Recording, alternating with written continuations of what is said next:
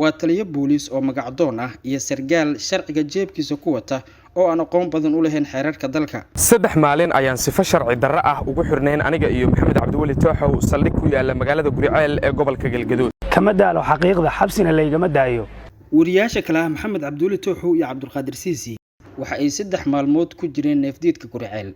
taliyaha saldhigga ayaa ku amray ciidanka booliiska degmadu inay soo qabtaan iyagoo aan dambi gacanta kula jirin aysan jirin warqad maxkamadeed iyo eed loo haysto toona. arrintaasi waxa ay ahayd tacaddi iyo gabood fal ka fog xuquuqda aadanaha iyo xorriyadda saxaafadda. 3 maalmood kadib waxa ay heleen xorriyadoodii iyadoo aan weli loo sheegin dambiga loo xiray aan maxkamada xukumin sidoo kalena aysan ogeyn in ay hadda dambi la'aan yihiin iyo in kale. waqti kasta ayuu Cusmaan xiri karaa qofkii uu doono uuna sii deyn karaa haddii uu u baahdo. ma jiro xeer iyo dastuur uu aaminsan yahay wiilkan kibirlowga ah ee degmada Guriceel booliiskeeda xukuma. waxa ay dad badan isweydiinayaan shuruucda in Calawday u baneysay tacadiyadu u geysanayo bulshada Guriceel. 9 bishan Janaayo waxaa degmada Guriceel ka dhacay dagaal u dhaxeeyay ciidamada gaarka ah ee Gorgor iyo booliiska Guriceel.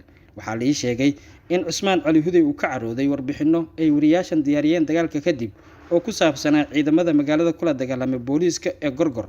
balka waran haddii lagu xiro sidee ciidamo isla dawladda ka tirsan aad warbixin uga diyaarin kartaa.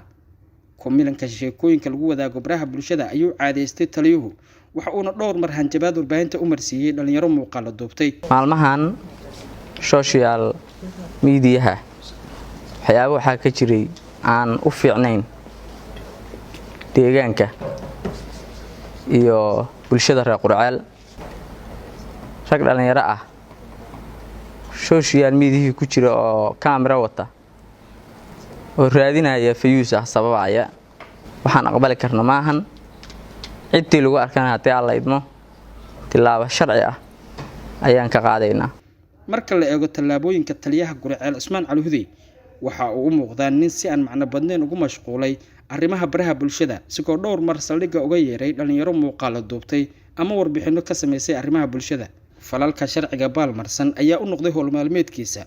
waa taliye booliis oo magacdoon ah iyo sargaal sharciga jeebkiisa ku wata oo aan aqoon badan u lahayn xeerarka dalka.